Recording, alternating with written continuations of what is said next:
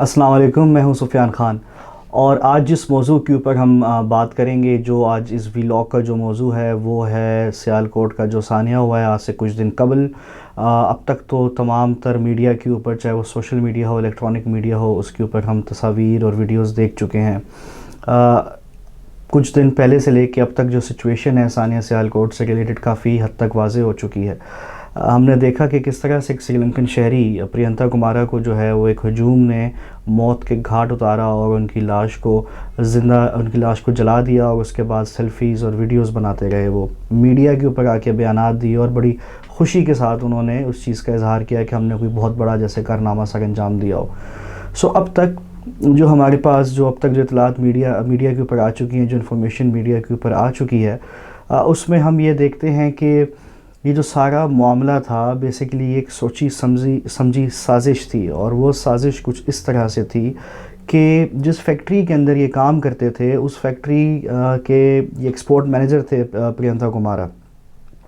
اور وہ اچانک دورے پہ آ گئے کیونکہ اس دن کچھ انٹرنیشنل کمپنیز کے ساتھ معاہدہ ہونا تھا اس فیکٹری کا۔ اور جب وہ وہاں پہنچے، انہوں نے وہاں دیکھا سپروائزر کی کچھ غفلت تھی، کچھ لوگوں کو فارغ بھی کیا، کچھ لوگوں کی غفلت کے اوپر ان کو وارننگ بھی دی، اور اس کے بعد وہاں پہ انہوں نے دیکھا کہ کچھ پوسٹرز لگے ہوئے تھے۔ اب ظاہری بات ہے کہ وہ سری لنکا کے شہری، ان کو کیا علم ہوگا کہ عربی یا اردو جو ہے وہ اس کی کیا بیسکس ہیں، اور لنگوسٹکس کیا ہیں، یا کیسے پڑھی جاتی ہے، لکھی جاتی ہے، کیا لکھا ہوا ہے۔ تو انہوں نے ان پوسٹرز کو وہاں سے ریموو کر دیا، کیونکہ نارملی آپ دیکھتے ہیں کہ فیکٹریز میں اس طرح کی جگہوں پہ یہ چیزیں نہیں پوسٹ کی جاتی۔ خیر، یہ انہوں نے کیا، اور جس کے بعد جو کچھ لوگ تھے ان کو غصہ دراصل اس سرزنش کا بھی تھا اور اپنے فارغ ہونے کا بھی تھا، تو جس کی بنیاد پہ ان لوگوں نے ایک ہجوم کو وہاں کے سپروائزر نے اکٹھا کیا اور ان پہ توہین رسالت کا الزام لگا کر ان کو جو ہے وہ قتل کر دیا۔ قتل جس طرح سے ہوا وہ ہم سب کے سامنے ہے، کوئی ڈھکی چھپی چیز نہیں ہے، اور اس کی فوٹیج یا اس کی ویڈیو جو ہے وہ اس ویلاگ میں ہم اس لیے بھی نہیں لگا رہے کیونکہ آج کے دن ان کے بھائی نے، پرینتا کمارا کے بھائی نے ایک اپیل کی ہے کہ وہ ان کی جو فوٹیج ہے، جو ویڈیوز ہیں، وہ میڈیا کے اوپر نہ چلائی جائیں، کیونکہ ظاہر سی بات ہے کہ جو فیملی ہے اور جو رشتہ دار ہیں وہ ان کے لیے ایک تکلیف کا باعث بنتی ہیں وہ۔ اب سوال یہ پیدا ہوتا ہے کہ پاکستان کے اندر یہ جو بڑھتے ہوئے واقعات ہیں، اور یہ اب تقریباً ہر کچھ عرصے کے بعد، کچھ ماہ کے بعد یہ واقعات رونما ہو جاتے ہیں، ہجوم آتا ہے، لوگوں کو مارتا ہے، اس کی کوئی تحقیقات نہیں ہوتی، کوئی رول آف لا نہیں ہے، کہیں پہ بھی کورٹ کے اندر یا پولیس کے اندر قانون کے اوپر کوئی ٹرسٹ رہا نہیں لوگوں کا، اور جس کا جو دل چاہے وہ الزام لگا کے لوگوں کو مار دیتا ہے۔ آن دی ادر ہینڈ ہم یہ دیکھتے ہیں کہ یہ جو چیزیں جو بڑھ رہی ہیں، اس کے ساتھ ساتھ ان کو باقاعدہ طور کے اوپر اسٹیٹ لیول کے اوپر، یا جو اعلیٰ عہدیدار ہیں، یا جو اس معاشرے کے اندر جو آواز رکھنے والے لوگ ہیں، جن کے پاس طاقت ہے، ان کی بھی سرپرستی ان کو حاصل ہوتی ہے۔ وہ کیسے ہوتی ہے وہ آگے جا کے ہم ڈسکس کریں گے۔ اور تیسرا ہم یہ بھی دیکھیں گے کہ آخرکار وہ کیا چیزیں ہیں، وہ کیا ایشوز ہیں کہ جو اس سوچ کو مزید ہوا دے رہے ہیں، اور یہ لوگ آخرکار قابو کیوں نہیں آتے، ان لوگوں کی سائیکی کیا ہے، ان لوگوں کے دل دماغ میں ایسا کیا ہے کہ بغیر سوچے سمجھے وہ اتنا ایکسٹریم قدم اٹھا جاتے ہیں، اور اس کے بعد اتنا اس کو ہیروئزم کی طرف لے جاتے ہیں اور گلوریفائی کیا جاتا ہے۔ تو یہ کچھ چیزیں ہیں جو ہم نے ڈسکس کرنی ہے اس ویلاگ کے اندر۔ تو سب سے پہلے جو چیز ہے ڈسکس کرنے والی وہ یوں ہے کہ آپ دیکھیں کہ یہ واقعات بہت زیادہ معاشرے کے اندر بڑھتے جا رہے ہیں۔ آپ یہ دیکھتے تھے کہ آج سے کچھ عرصہ قبل جو سیاستدان ہوتے تھے، یا وہ لوگ جو اشرافیہ کے اندر جو ہوتے ہیں، وہ لوگ جو تھے وہ مذہب کا کارڈ استعمال کرتے تھے اپنے سیاسی یا ویسٹرن ایجنڈاز کے لیے۔ وہ مذہب کا کارڈ اتنا زیادہ استعمال ہوتا گیا کہ آہستہ آہستہ ہم نے دیکھا کہ اب گلی محلوں کے اندر، گھروں کے اندر، بالکل ہی grass root level, basic level کے اندر وہ بات اتنی پھیل چکی ہے کہ کوئی بھی بندہ چلتے پھرتے جو ہے وہ آ کے آپ کے اوپر الزام لگا کے جا سکتا ہے۔ اس کے بعد اب ہم یہ دیکھتے ہیں کہ جو سیاستدان ہو گئے یا جو معاشرے کے جو بڑے لوگ ہو گئے، ان کا کوئی رول نظر نہیں آتا، علماء کا آپ کو کوئی رول نظر نہیں آتا، ریلیجیس پارٹیز کے جو ہیڈز ہیں، جو پولیٹکس کے اندر بھی ہیں، ان کا آپ کو رول نظر نہیں آتا۔ نہ صرف رول نظر نہیں آتا بلکہ آپ یہ دیکھتے ہیں کہ ان کے جو بیانات ہوتے ہیں وہ اتنے کوئی عجیب و غریب قسم کے ہوتے ہیں کہ سمجھ سے باہر ہوتے ہیں۔ مثلا آپ دیکھیں مولانا فضل الرحمان کو، انہوں نے ایسا بیان ٹویٹر کے اوپر دے دیا، ایک سٹیٹمنٹ دے دی کہ جس کے اوپر ان کے اتحادی جو کہ نون لیگ اور پاکستان پیپلز پارٹی جو ایک ٹائم تک ان کے اتحادی رہے پی ڈی ایم کے پلیٹ فارم پہ، ان کے لیڈران تک نے مذمت کر دی۔ آپ یہ دیکھتے ہیں کہ ہم مولانا طارق جمیل جن کو سیلیبریٹی کا سٹیٹس جن کو مل چکا ہے اس قوم کے اندر، ماشاءاللہ اتنا بڑا برانڈ چلا رہے ہیں وہ، آپ کو کوئی ان کی وہ بات نظر نہیں آتی۔ اگر آ بھی جائے تو محض 3-4 لائنیں، اور وہی رٹی رٹائی لائنیں جو ہوتی ہیں ان کی، وہ ہر دفعہ دے کے چلے جاتے ہیں کہ اپنے آپ کو سمجھتے ہیں جی ہم نے اپنا رول پلے کر دیا ہے۔ جو پلیٹ فارمز ہیں، جن پلیٹ فارمز کے اوپر جہاں سے انتشار پھیلایا جاتا ہے، جن پلیٹ فارمز کے اوپر یہ ذہن سازی کی جاتی ہے، وہاں سے ان کو آنا پڑے گا، اور وہاں سے ان کو آ کے لوگوں کو واپس تربیت کرنی پڑے گی ان کی۔ آپ دیکھیں پرویز خٹک کا بیان دیکھیں کہ جی جوانی میں چیزیں ہو جاتی ہیں، ہم بھی ایسے ہوتے تھے، تو کوئی اتنی کوئی مسئلے والی بات نہیں۔ آپ یہ ڈیفنس منسٹر ہیں پاکستان کے جو یہ بیان دے رہے ہیں، اس میں آپ یہ دیکھیں کہ ریسنٹلی فواد چودھری کا ایک اچھا بیان آیا جس میں انہوں نے کہا کہ ریاست جو ہے وہ ایک طرح سے اپنے گھٹنے جو ہے وہ ٹیک چکی ہے، اور یہ جو ہمارے پاس وہ اب ریسورسز نہیں ہیں، ہمیں سنجیدگی سے دیکھنا ہوگا۔ علی احمد کرد اور فواد چودھری کا یہ بیان بھی پھر دماغ میں آتا ہے بار بار، جہاں پہ وہ یہ کہتے ہیں کہ ریت کی طرح جو ہے وہ ہاتھ سے جو ہے یہ ملک ریت کی طرح جو ہے نکل رہا ہے، یہ وقت نکل رہا ہے۔ اب مزید آگے چلتے ہوئے آپ یہ بھی دیکھیں کہ جو ہم لوگ ہیں، جو میں ابھی جو آپ سے بات کر رہا ہوں، جو آپ لوگ یہ دیکھ رہے ہیں، ہم جیسے لوگ اگلی باری ہم لوگوں کی ہے۔ کیوں ہم لوگوں کی اگلی باری ہے؟ کیونکہ آپ کو کچھ پتہ نہیں کہ کب آپ کسی سڑک پہ جا رہے ہو، کوئی تندور والا آئے وہ آپ پہ بلاسفیمی کا الزام لگا کے آپ کو اڑا دے۔ آپ کو کچھ پتہ نہیں، آپ ٹائر چینج کروانے جا رہے ہیں، آپ کسی ورک شاپ پہ کام کروانے جا رہے ہیں، وہاں پہ کوئی ایسی چیز ہو جائے آپ کے اوپر جناب بلاسفیمی کا الزام لگ جائے۔ یہ ہو چکا ہے، یہ کوئی اچانک آؤٹ آف دا بلو یا کوئی اس طرح کی بات میں نہیں کر رہا، یہ ہم چیزیں دیکھ چکے ہیں۔ تو ہم یہ دیکھتے ہیں کہ ماڈرن ہسٹری کے اندر جو سلسلہ شروع ہوتا ہے وہ سلمان تاثیر کے ہائی پروفائل مرڈر کیس سے، قتل سے جو ہے شروع ہوتا ہے، کس طرح سے ان کے گارڈ نے ان کو ایک مارکیٹ کے اندر دن دہاڑے موت کے گھاٹ اتار دیا۔ چیزیں اس کے بعد آپ دیکھتے ہیں شروع ہو جاتی ہیں۔ سیالکوٹ میں 2 بھائیوں کو جو ہے وہ قتل کر دیا جاتا ہے۔ لاہور کے اندر میاں بیوی، مسیحی میاں بیوی کو جو ہے وہ تندور کے اندر جلا دیا جاتا ہے۔ آسیہ بیوی جن کا کیس چل رہا تھا، سلمان تاثیر جس کی وجہ سے ٹی وی جو سارا معاملہ ہوا وہ ہمارے سامنے ہے۔ اس کے بعد آپ دیکھیں کس طرح ایک گارڈ نے، ایک ان پڑھ گارڈ نے، جس کو کچھ ماڈرن ورلڈ کا یا دنیا میں چیزیں کس طریقے سے ہوتی ہیں، ان کی ڈائنامکس کی ہیں، جس کو پتہ ہی نہیں، اس نے بیٹھے بیٹھے بینک مینیجر کو اپنے مار دیا۔ اور بعد میں جب وہ چیزیں نکلیں تو پتہ لگا کہ وہ سارے معاملات جو تھے وہ اس کا بلاسفیمی سے ایسا کوئی تعلق نہیں تھا، وہ کچھ ذاتی معاملات تھے۔ تو جب جب آپ کیسز کی جب آپ تہہ تک جاتے ہیں تب تک بہت دیر بھی ہو چکی ہوتی ہے، کیونکہ لوگ تو تب تک انہوں نے مار دیے ہوتے ہیں، لیکن اب اس کی تہہ تک جب آپ جاتے ہیں تو آپ کو یہ پتہ لگتا ہے کہ یہ معاملات بلاسفیمی سے ہٹ کے یا ان چیزوں سے ہٹ کے کچھ ذاتی معاملات ہوتے ہیں، کوئی نہ کوئی ویسٹرن ایجنڈا یا کوئی نہ کوئی ویسٹرن انٹرسٹ مارنے والے کا ہوتا ہے۔ آج ہم نے دیکھ لیا اس کے اندر سیالکوٹ کے واقعے کے اندر جو پرائم منسٹر عمران خان کو جو رپورٹ پولیس نے جمع کروائی ہے، اس کے اندر وہ تمام تر کیا چیزیں ہیں، اور وہ سارا ایک ذاتی معاملہ تھا، یا ان کی آپ کہہ لیں ان لوگوں کی ایگو ہرٹ ہو گئی تھی کہ جی ہمیں ایک فیکٹری مینیجر نے ڈانٹ کیسے دیا۔ اب آپ یہ دیکھتے ہیں کہ جتنے بھی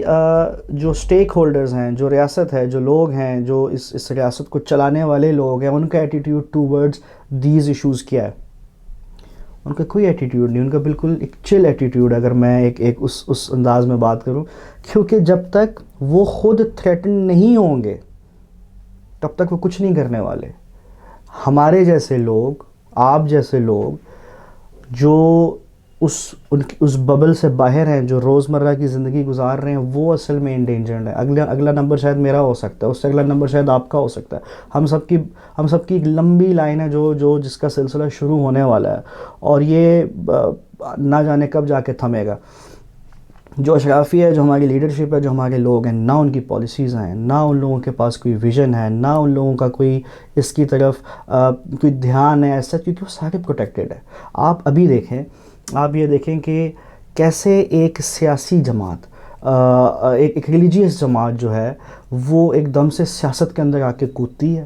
اور پنجاب کے اندر نون لیگ جو ایک سٹرونگ ہولڈ ہے، اس کا کس طرح سے ووٹ بینک جو ہے وہ تباہ و برباد کر کے رکھ دیتی ہے۔ پہلا الیکشن لڑتی ہے اور جو ہے وہ 3rd یا 4th ہائیسٹ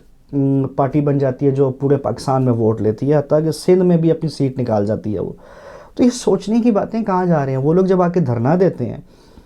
اور جب وہ آ کے اپنے ذاتی مفادات کے لیے شہروں کو بند کرتے ہیں، تو بجائے اس کے کہ ان کے ساتھ آپ ان کو اب ڈیل کریں، پہلے آپ نیگوشیٹ کریں. اگر نیگوشیٹ نہیں ہو رہا تو جب آپ کو فورس یوز کرنی چاہیے، وہاں آپ لوگ کیا کرتے ہیں؟ معاہدے کر کے آ جاتے ہیں. کبھی 1000 روپے کا نوٹ بانٹ کے آ جاتے ہیں، کبھی 2000 روپیہ بانٹ کے آ جاتے ہیں. آپ یہ دیکھیں کہ وہی پاکستان تحریک انصاف جس نے سعد رضوی کو اور باقیوں کو، ان کے لوگوں کو 24 FIR ان کے اوپر لگائیں، ان کو نظر بند کر کے رکھا.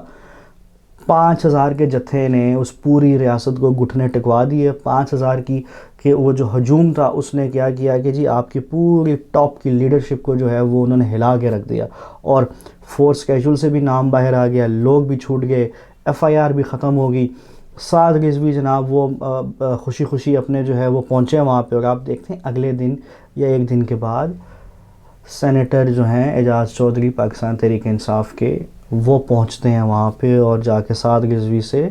بڑے اچھے طریقے سے ملتے ہیں، اور بڑے خوبصورت طریقے سے جو ہے وہ وہاں پہ ان کی وہ پکچرز آتی ہیں اور بڑی کلوزنس نظر آتی ہے. سوچنے کی بات ہے. اس کے آگے آپ چلیں، وہ نون لیگ جس کا ووٹ بینک توڑا گیا، وہ نون لیگ جو ہے وہ بھی ان کے ساتھ سیٹ ایڈجسٹمنٹ کی بات کرتی ہے. پاکستان پیپلز پارٹی ابھی N133 کا الیکشن ہوا، ان کی ایک جو ہیں لیڈر ہیں، ان کا بیان آیا کہ ہمیں پاکستان پیپلز پارٹی کی میں بات کروں کہ وہ ہمیں یہاں پہ سپورٹ کر رہی ہے تحریک لبیک، اور ہماری سندھ میں تحریک لبیک کے جو ریپرزنٹیٹیو ہیں جو وہاں سے MPA بنے ہیں، ان کے سے بڑے اچھے تعلقات ہیں. تحریک انصاف سیٹ ایڈجسٹمنٹ کی بات کرتی ہے. وزیر داخلہ کچھ عرصہ قبل جب یہ پارٹی اس طرح سے سامنے سٹیج پہ نہیں آئی تھی، وہ بیٹھ کے بات کر رہے تھے ایک شو کے اوپر کہ جی ایک فورس ہے، یہ ایک فورس بن چکے ہیں، وہ ہمیں مل کے الیکشن جتوائیں گے. تو آپ کے پولیٹیشنز، آپ کی دیکھ لیں جو اس سے اوپر کے جو مخلوقات ہیں یا جو لوگ ہیں، وہ سب مل کے ان کو سپورٹ کر رہے ہیں. اس کا حل کیا ہے؟ حل یہ کہ آپ کو سمجھنا پڑے گا ان کا ذہن کیا ہے. جو لوگ ڈپرائیوڈ ہوں، جن لوگوں کے پاس ایجوکیشن نہ ہو، جن لوگوں کے پاس نوکری نہ ہو، جن لوگوں کے پاس ایک اچھا لائف سٹائل نہ ہو، جن لوگوں کو مسلسل ریاست نے، حکومتوں نے، ان کے بڑوں نے ڈپرائیو رکھا ہو بیسک نیڈ سے، تو پھر ان کا غصہ نکلتا ہے. اور ان لوگوں کا غصہ اسی طریقے سے نکلتا ہے کہ جب وہ دیکھتے ہیں کسی چیز کو، جب وہ کوئی اچھی گاڑی دیکھتے ہیں، اچھا گھر دیکھتے ہیں، کوئی اس طرح کی چیز دیکھتے ہیں، تو پھر اس پہ ڈنڈے لے کے برساتے ہیں، اس پہ پتھر پھینکتے ہیں، اس کو آگ لگاتے ہیں، اس املاک کو نقصان پہنچاتے ہیں، اور اپنا غصہ، اپنی فرسٹریشن ان چیزوں کے اوپر نکالتے ہیں. اب حالات یہاں تک آ چکے ہیں کہ اب وہ انسانوں کو بھی جو ہے وہ ایک آبجیکٹ سمجھ کے اڑا دیتے ہیں، جلا دیتے ہیں، مار دیتے ہیں، اور سر عام روڈ پہ مار دیتے ہیں. اور پھر کیا ہوتا ہے؟ آ جاتے ہیں مولانا فضل الرحمان جیسے لوگ اور باقی سو کالڈ ریلیجیس لوگ، آ کے ان کو گلوریفائی کرتے ہیں اور ان کو آ کے سپورٹ کرتے ہیں، اور ان کے پھر مزارات بنتے ہیں، ان کے پھر عرس ہوتے ہیں. تو یہ ہیں وہ چیزیں کہ جس کے اوپر ہمیں نظر ثانی کرنے کی ضرورت ہے کہ آخر کب تک ہم لوگوں نے ان چیزوں کے اوپر کمپرومائز کرنا ہے. انٹل اور انلیس جب کہ وہ آپ کے اس بات کا انتظار کر رہے ہیں کہ وہ چھری جو ہے آپ کے گلے پہ آ کے بیٹھے. ایک اور چیز جو اس میں بڑی اہم ہے، وہ سوچنے والی اور وہ جو سمجھنے والی وہ چیز ہے، وہ یہ ہے کہ اس وقت ہمارے پاس آپشنز مزید کیا رہ گئے ہیں. کیا ہم کھڑے ہوں ان کے خلاف؟ کیا ہم اگین، جیسے میں پیچھے بھی بار بار یہ کہہ چکا ہوں، کہ اپنی باری کا انتظار کریں، یا ہم ریاست کو کچھ ان سے بات کریں، لوگ جو ہیں وہ حکومتوں سے بات کریں، ان کو سمجھانے کی کوشش کریں، کیونکہ ایویڈنٹلی یہ چیزیں تو ہمیں سمجھ نہیں آ رہی. اب اس وقت حالات اس ملک کے اندر یہ ہو چکے ہیں کہ بے شمار لوگ ملک چھوڑنے کا سوچ رہے ہیں. وہی ملک جن ملکوں کے بارے میں ہم کہتے ہیں جی یہ کفار ہیں، جن ملکوں کے بارے میں ہم کہتے ہیں ہمارے خلاف سازشیں کر رہے ہیں، ہمارے لوگ، ہمارے پاکستانی جو ہیں، اب وہ یہاں سے اٹھ کے وہاں جانے کی سوچتے ہیں. بے شمار لوگ ہیں، میں جانتا ہوں بہت سارے لوگوں کو جنہوں نے باہر کے لیے اپلائی کیا. بے شمار لوگ ہیں جو چاہتے ہیں اب کہ اس ملک کے اندر کوئی امید نہیں بچی، اس ملک کے اندر کوئی ٹائنی رے آف ہوپ بھی جو ہے نا وہ بھی اس وقت نہیں ہے، اور وہ یہ سوچتے ہیں کہ ہمیں اب یہاں سے چلے جانا چاہیے. یہ حالات ہو گئے ہیں کہ ایک پاکستانی، ایک مسلمان جو اس ملک کے اندر رہتا ہے، جو زمانوں سے جس کے آباء و اجداد رہتے ہیں، آج انہی کے اپنے لوگوں نے ان کے لیے یہ حالات پیدا کر دیے ہیں کہ وہ یہاں سے ہجرت کر کے دوسرے ملک جانے کا سوچیں. دیر از الارمنگ نمبر, بہت بڑا نمبر ہے جو اس وقت پاکستانیوں کا مائگریٹ کر بھی چکا ہے اور جو کرنا چاہ بھی رہا ہے. اگر اسی طرح سلسلہ چلتا رہا اور چیزیں چلتی رہیں تو یہ ایک it would be a purge کہ کوئی بھی کبھی بھی اٹھے گا اور وہ ایک روز کی بیسس پہ یہ چیزیں شروع ہو جائیں گی. تو اس وقت ضرورت ہے تمام سٹیک ہولڈرز کو بیٹھنے کی,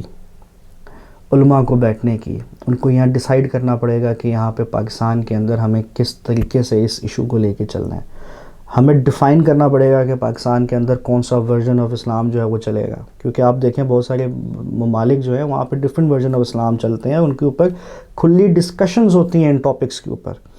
ہمیں یہ ان ٹاپکس کے اوپر بات کرنی پڑے گی, علماء کو بیٹھ کے ڈیسائیڈ کرنا پڑے گا, لیڈرز کو بیٹھ کے ڈیسائیڈ کرنا پڑے گا, اسٹیبلشمنٹ کو بیٹھ کے, اور جتنے بڑے بڑے اس ملک کے سٹیک ہولڈرز ہیں, بزنس کمیونٹی, ان سب کو بیٹھ کے ڈیسائیڈ کرنا پڑے گا کہ آخر کب تک. اکانومی کی آپ حالت دیکھیں کیا ہے, قرضوں کی آپ حالت دیکھیں کیا ہے, اور جہاں ہم لوگ آلریڈی اوپر سے کووڈ ہے, ہم لوگ بلاکڈ ہیں, اور اس جگہ پہ آپ دیکھیں اس طرح کے واقعات ہوں گے تو کون آپ کے ساتھ تجارت کرے گا, کون آپ کے ملک میں آ کے سپورٹس کھیلے گا, کون آپ کے ملک میں آ کے جو ہے وہ تعلیم حاصل کرنا چاہے گا یا آپ کے بچوں کو باہر بلا کے تعلیم دینا چاہے گا, کون جو ہے وہ آپ کے اوپر کسی بھی طریقے کا جو ہے وہ آپ کو طریقے سے سنجیدہ لے گا. سوچنے کی ضرورت ہے. اب دس از دی ہائی ٹائم ان لوگوں کے ساتھ نپٹا جائے ان لوگوں سے. میرے خیال میں ریزن کا اور لاجک کا ٹائم اس طرح کے لوگوں کے ساتھ گزر چکا ہے. اب ان کے ساتھ ایک اسٹرکٹ اور ایک فوکسڈ پلان کے ساتھ چلنا پڑے گا. نیشنل ایکشن پلان جیسی چیزوں کے اوپر پھر سے نظر ثانی کرنی پڑے گی, اس کو واپس ٹیبل پہ لانا پڑے گا اور اس کے اوپر بات کرنی پڑے گی. آئی ہوپ کہ میری اگلی ویڈیو آنے تک جب میں آپ سے اگلی دفعہ جب مخاطب ہوں تو اللہ کرے کہ تب تک جو ہے اس طرح کا کوئی مزید واقعہ نہ ہوا ہو, کیونکہ جس طریقے سے چیزیں چل رہی ہیں ہر آنے والی صبح جو ہے اس پہ یہی لگتا ہے, آنے والے دن پہ یہی لگتا ہے کہ آج پھر کوئی بڑا دھماکہ اس ملک میں ہو جائے گا. تب تک کے لیے اللہ حافظ.